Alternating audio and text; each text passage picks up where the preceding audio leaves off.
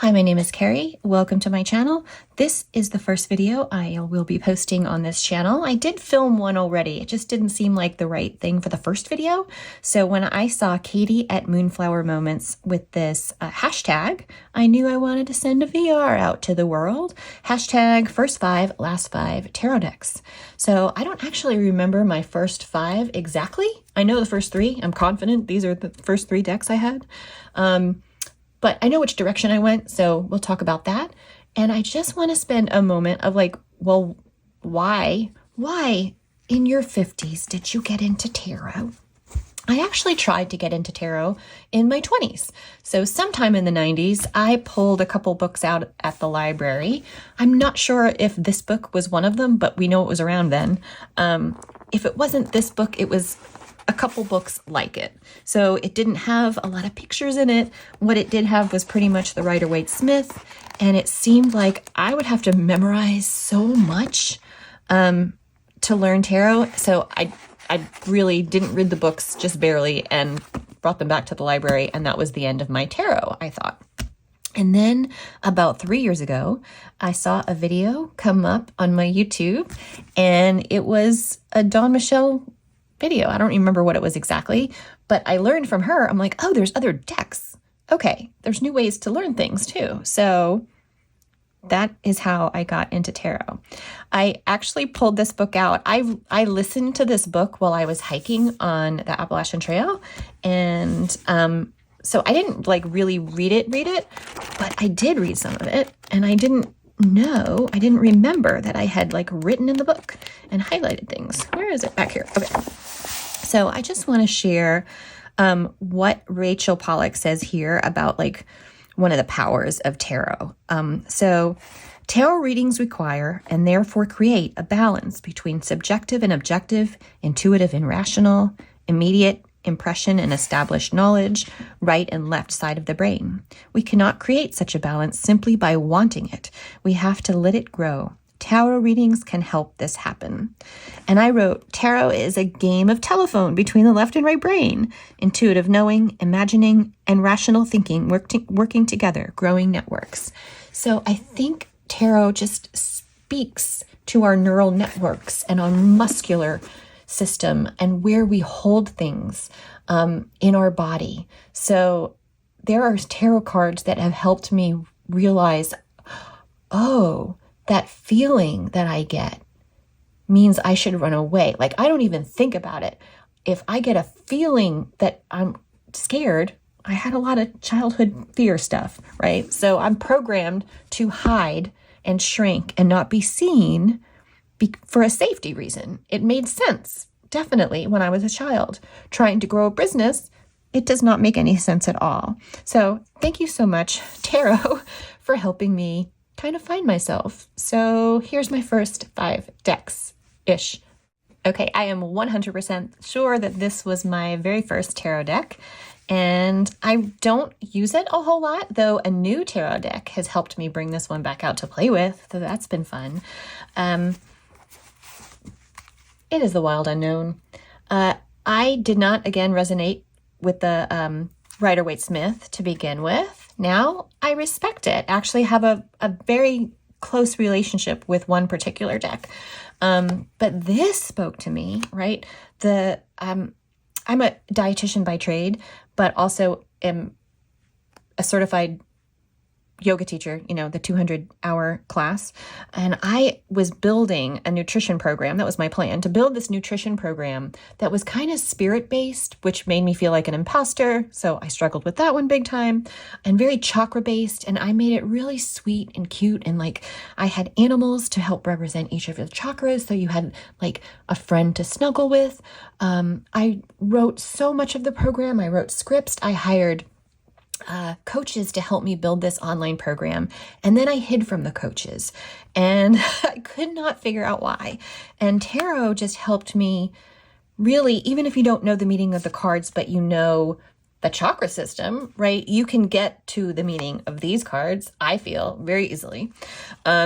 So this deck helped open my eyes to what was possible and how it could just speak to different parts of my body. And again, I could ask myself a question and get an answer that maybe was uncomfortable, but I could have a conversation that wasn't judgmental. And, you know, I come from a very judgmental background. So yeah, this was my first deck that really taught me about tarot. Deck number 2, note to self, do not use material that in the store you're like, ooh, it feels icky. It feels icky. So honestly, I don't reach for this deck. Now, granted, there's other reasons I don't reach for the deck, but the bag doesn't help.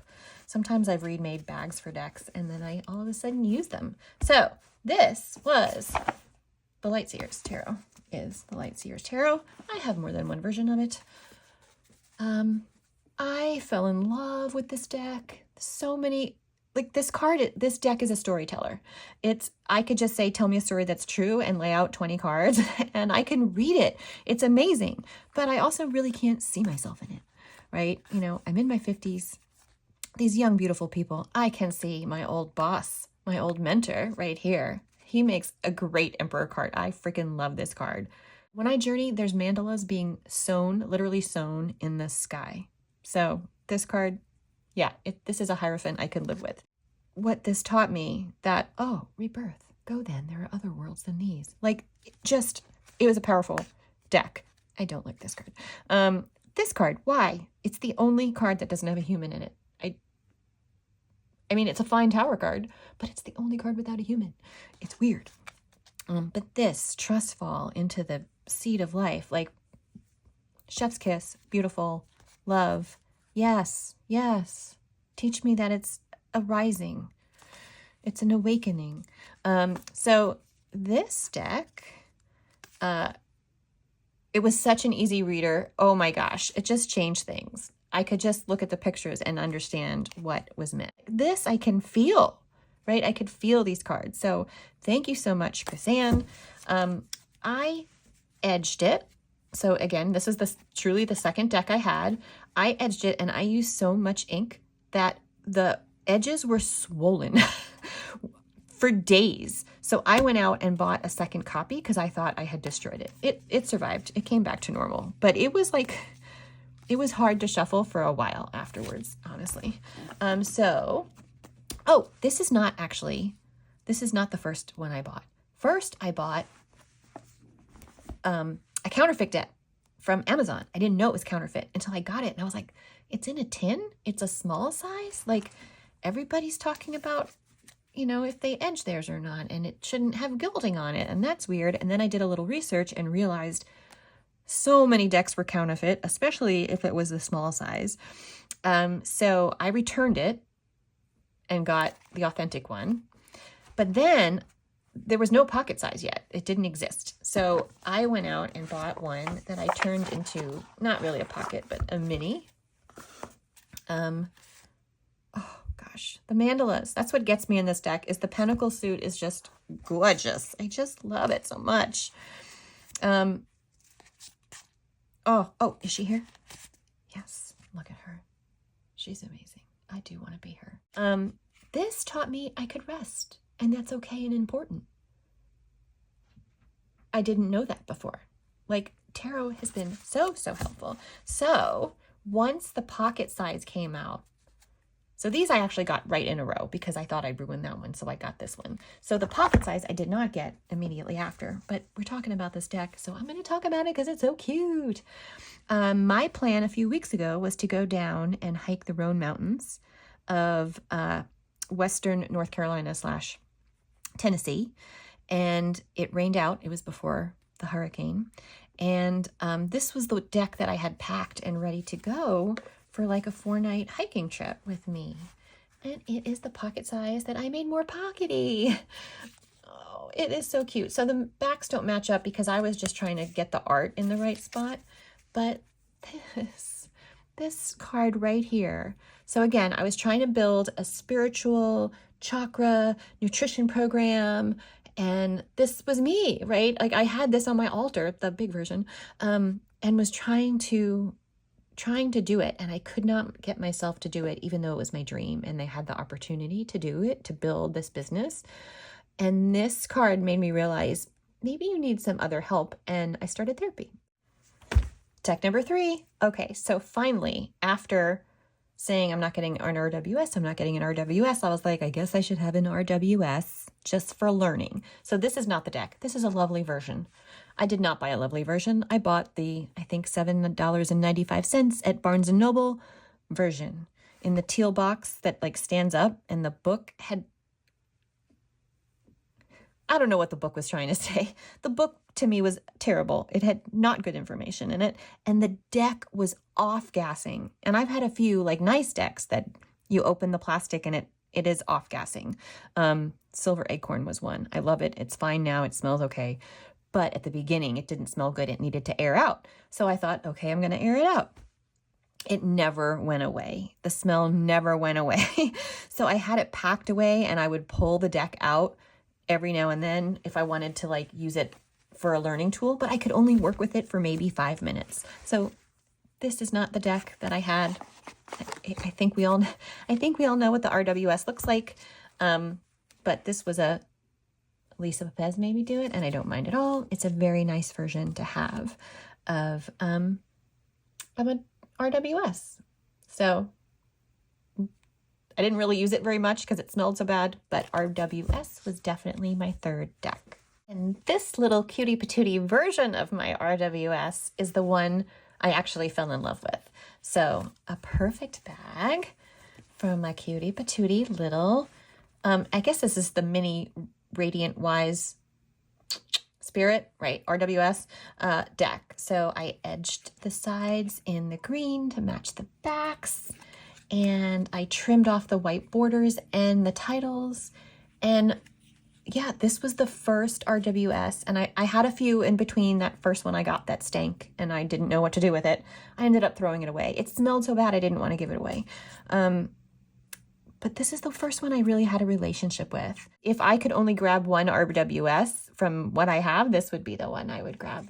Okay, so those first 3 decks I was 100% confident of, those being my first 3, but after that it gets fuzzy. I know I started doing a lot of mods, and then I was thinking, was the next one my beloved, completely trimmed Druidcraft. Just love, love, love the colors, love this deck. It feels like Ancestors. Yeah, it's a beautiful, beautiful deck. I love it. I have 0 regrets about taking the titles off of this one, but I did that to a lot of decks, and I do have some regrets. I chopped off my Anna Kay, and I regret. All the borders are gone. But this wasn't the first one, so this couldn't have been number 4, right? I don't know what number 4 was. Probably it was something that had borders and I liked. I don't know. But then I thought, okay, well, what was my first mod if it wasn't this one? And then I remembered, there's my dog barking. And then I remembered the one I murdered. I'm so sorry. Oh, this might hurt. It totally hurt. This was my first modification. I used a large paper guillotine that I have, but I did not use measurements. And I just killed it. I just tried to go with chopping off the border, and it was so bad. It was so bad. It like embarrassingly bad. But that's what you get when you're, this is kind of soft, but okay, when you're not using measurements, you're not going to get a nice border. But also the cardstock is so like plastic that I thought maybe this would make it easier to shuffle. I was wrong. It does not make it easier to shuffle. It's like shuffling little credit cards. So I didn't use it, really. I felt so guilty about getting it. And I'm like, okay, I should get another one and just not chop it up. But I hated the cardstock so much, even though I love the cards, that I just kept it downstairs in my sewing room as altar cards. But eventually I did get the indie one because I am a little bit of a card stock snob. It's true. I don't like gilding. I really don't like it. I like to like rub my deck, and that doesn't feel good, but it does shuffle very nicely. It sounds delicious. And so this was not my 4th deck. I don't even know if this one was my 4th deck, but it came in somewhere around there again, but I didn't use it because I killed it. And this came in much later. So we're going to count that as 4, this terrible modification. I did get very good at it after that. And then I thought, well, I know what my first indie deck was, so I'm going to share that one with you. Okay, I was trying to think of when I got my first indie deck. And I believe, I know what my first indie deck was, but when did I get it? And I had to think about it for a while. I had been out on the Appalachian Trail for 4 months plus. Then I was home for almost a month. And then I went back out and did a big chunk of the trail. And then I came home for a big chunk. And then I went back out and did the last like third of the trail. And I think it was the first break when I was home. And again, it wasn't even that long, but I just missed the nature of the trail so much. I needed a little nature inside the house. So the Spacious Tarot was such a lovely, beautiful gift. Oh, that's not all of them. And look how sweet. It's just so sweet. It definitely reminds me of being on trail and like seeing the stars. And like, I met a couple of baby bears. I met a mama bear and her baby bears were playing very far in the background. Went by ponds that look like this, just no cups sitting on them. Thank goodness for the cairns that help us find our way on mountaintops that don't have trees. So this deck, yeah, I don't know what number deck this was, but it was definitely my first indie deck, and it's so beautiful. I wouldn't want to not have this deck. Okay, we have completed the first 5-ish tarot decks in my journey. And now the last 5, 6, 7, 8, we're going to do a few extra. Very much honorable mention. I'm pretty sure this came in right before the other ones I'm going to talk about. And this is a Kaity at Moonflower Moments made me do it. And she should be proud of herself. I think it's called Tarot Botanical. I got it on an Etsy shop, and I will share the link to it in the description box. And it is just wonderful. So the minors are kind of pippish, and I love it.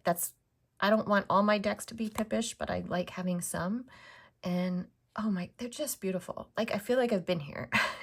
It's the Himalayas, but still, you know, it gives me my mountain vibes that I really look forward to. The pentacles are seeds, and then there's air plants for air and water plants for the cups. The write-ups are really good in the book, and yeah, and I think they were really well placed. I like all the majors and the choices. Some of them had to, you know, they had to be described to me. I wasn't sure what they were. But yeah, I think it's awesome. Great choices. So this is honorable mention for Tarot Botanical, I think. But again, link down below for the Etsy shop. And this black and white deck has me playing with these again. I haven't really been using it, but I love them together. Like, just the pops of color with the black and white. Yes. I am a fan. I'm a fan. It's lovely. Another one that it has me using is, this was in Purgatory. I bought it. I loved it. It was beautiful. Didn't like the cardstock so much so that it just went immediately to Purgatory. And I thought maybe I'll cut up the cards and use it for a decoupage. I hate the cardstock so much, but now it's my friend because I love these two together. So this is the Phantom Wise Tarot, but it's like, what is this? I don't know what it is. Please make another edition with like paper. That'd be awesome. Okay, so finally, I'm so glad you were like in Purgatory for like the whole 3 years I had you, basically. Yeah, so I like them together. So I do like to use a tarot from one deck as a focal point, and almost like it's an oracle deck.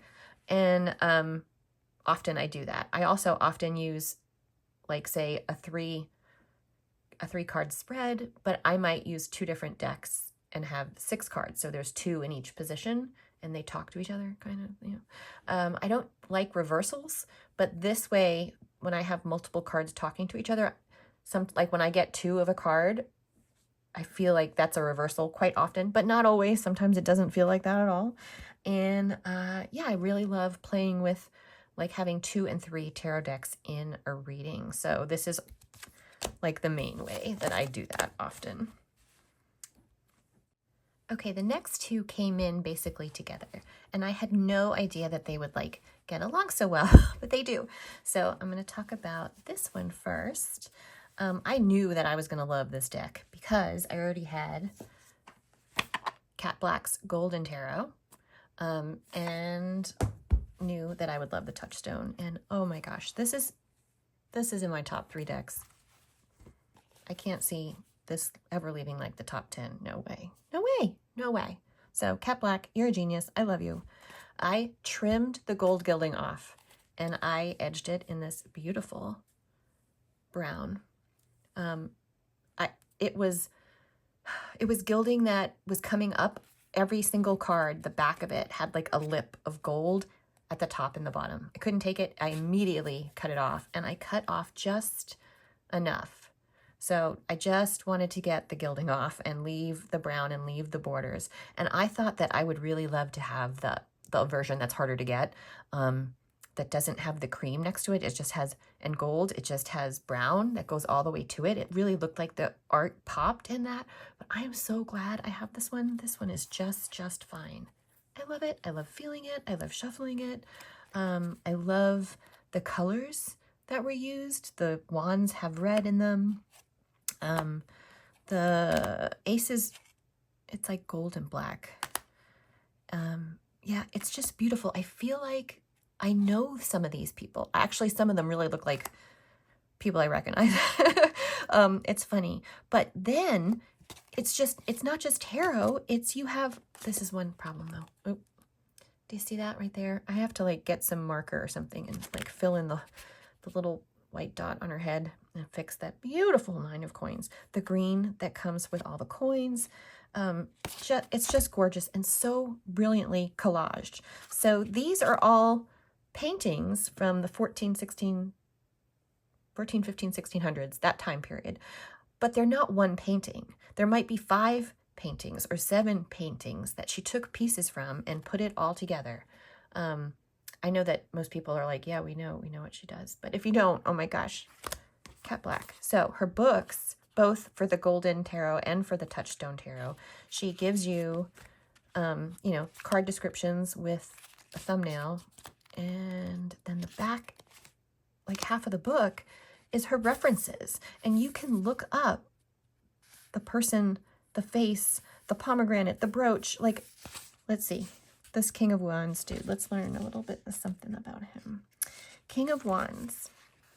Okay, so the King of Wands has pieces from 6 different paintings.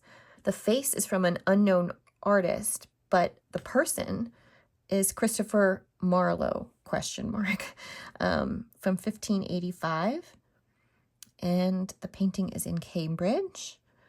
So that one's not like we can't do a deep dive, but there are others that you can do a deep dive on and like learn about these people. And it's really cool. The 4 of Cups was basically, he was like a playwright and he was witty and he was like the guy that could say anything to Charles II. Like, pretty cool. So this is just a masterpiece. This to me, this is number 1, a young number 1 from the Enterprise, and he's in the simulation room, right? Like, I don't know. I just feel like these people are, it's a way into the collective conscious. Like these faces, a lot of them were like real faces. People sat for these paintings. So I think I just am in love with this one. I actually thought for a moment of cutting off the brown borders. So one of the extra cards, I did a test on it. And so if you're interested, you might like it. This is an option you have, but you have to be pretty precise because often it's not centered exactly in the card. So once you set up your cutter to cut in a certain place, you might end up with not a lot of white of the cream border. But I didn't like it so much for myself. So I went with this and I'm so glad I did. And I love Love him. Who is he? He looks familiar. I don't know who he is. I want to know him. Okay, so that's one deck that came in and for some reason really works with this, and I think it's the cream. So this, every little thing you do is magic. I didn't think, you know, it was just such a great price point. I love it. I truly love collage, and it just speaks to, I don't know, a part of me that needed to be spoken to, I guess. So, like, I just love these two together. So I'll use one of these, and then we'll have a couple of these. Well, all the cups. All the cups. Like, look at look at her face. Yeah, this would be I don't want to not have this deck of cards. I don't know if it's number one, but it's real up there.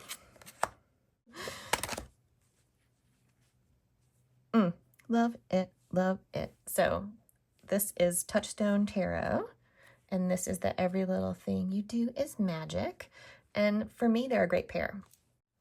Okay, here's another collage that I am just enamored with, and it is the Scarab and Dahlia. I absolutely love it. I didn't know what kind of bag. I was like, how am I going to get a bag that like matches all the colors of the front or the back? Usually I try to find like a card I really like for the bag, but this is a collage style print, and I walked into the quilt shop and just grabbed the bolt of it. And the ladies who work there, everyone individually was like, oh yeah, that one's awesome, isn't it? And it's a local artist, and it's a collage style, you know, fabric. So yeah, I love it. It works for me. But let's not talk about the bag. Let's talk about the deck. So collage is my thing. I really want to make a collage deck of my own. So, oh, there's not a card here I don't like. There are some that aren't my favorite, but like this, I feel I can see it moving, right? He's just flying through the air. Boom, boom, boom, boom, boom. They come alive. The backgrounds, I feel like I have, I can never remember it now. The landscape deck that you can't really get. Hildegard is the last name of the creator, and you're not going to find a new version, so you have to buy an old version. And this just feels like I get like a lot of that in the background, but also this just amazing. It's amazing deck. The pages are like all these awesome kids. There's my dog. And I've never loved a Page of Wands as much as I love this Page of Wands. Like, I don't know. It just really speaks to me. And I love every card. Look at him. And it sucks. I think it's brilliantly done. I did have a moment of, oh, I love the moon, the sun, and the star in this deck. I love, love, love them. I had a moment of like, God, I wish I could see the details. I wish the details were a little bit bigger. But you know what? No. The background, it's its own thing. Anyway, look at them. Look at those two. They belong together. So, well done. Is it Johanna or Joanna? It's definitely, again, another one in my top 5. Wouldn't want to be without it. I would love a version that didn't have gilding on the sides. I can't trim this off. I just can't do it. I don't love how it feels, but I do love how it sounds. So Scarab and Dahlia, great, highly recommend. And Herb Crafters is one of my favorite tarot decks to match with the Scarab and Dahlia.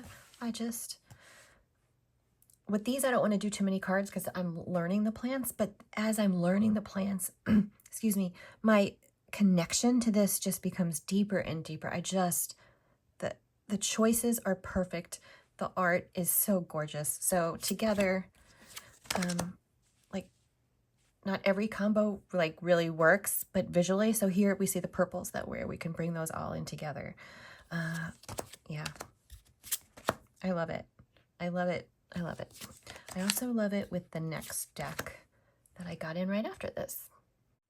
Okay, officially I don't know what number we're on, but I only have 3 left, plus maybe some pairings with them, but 3 left main ones to talk about.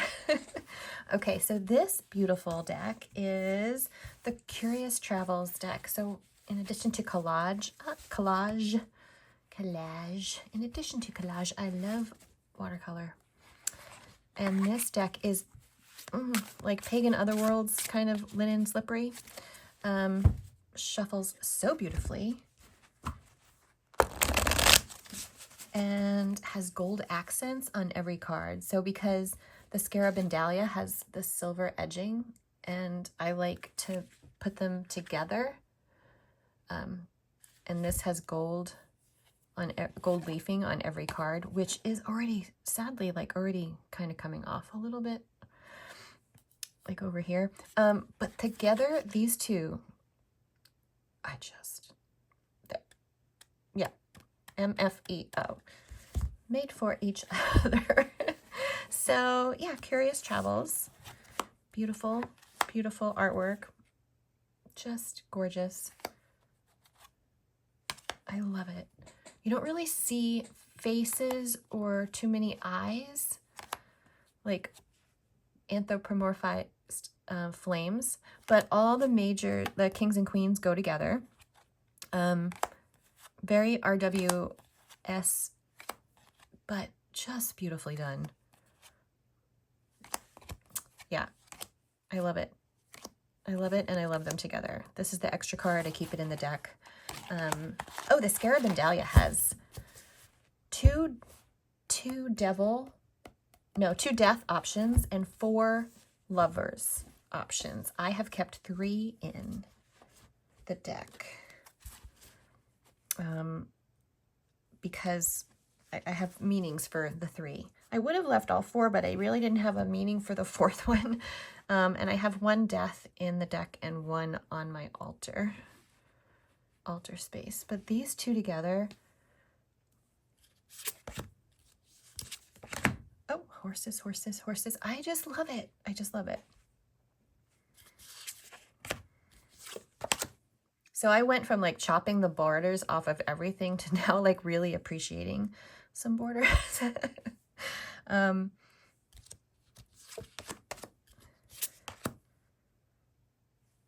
Oh, he's got you on the wall, bud. Yeah, I just love it. Oh, I had a reading with this, and the star card from this deck was in the center, and it was like she was turning and handing it. It was just beautiful. It has given me some really beautiful readings. So I am enamored with these 2. And then, gosh, yeah, I'm going to give you another bonus because these 2 together are great, but I add another deck in that I bought years ago and I like, but I never use. And now the 3 of them together is like spot on. So let me change this camera. Okay, so the Scarab and Dahlia, the Curious Travels with the white Newman that I had not been using at all and now just absolutely adore with this triplet here. It's been a lot of fun with the 3 of them together.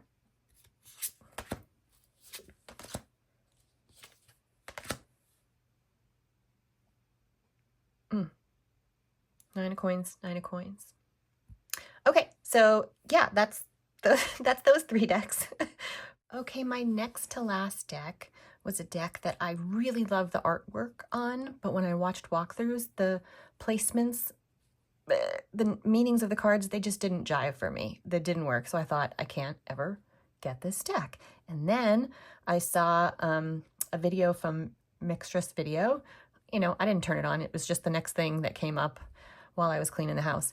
And it was about how she had changed the Hush Tarot to a deck that worked for her. So then I watched Peekaboo Rose, and I actually made a video of changing this deck around. I just felt so strongly about it. So now I really have a deck I love that works really well for me.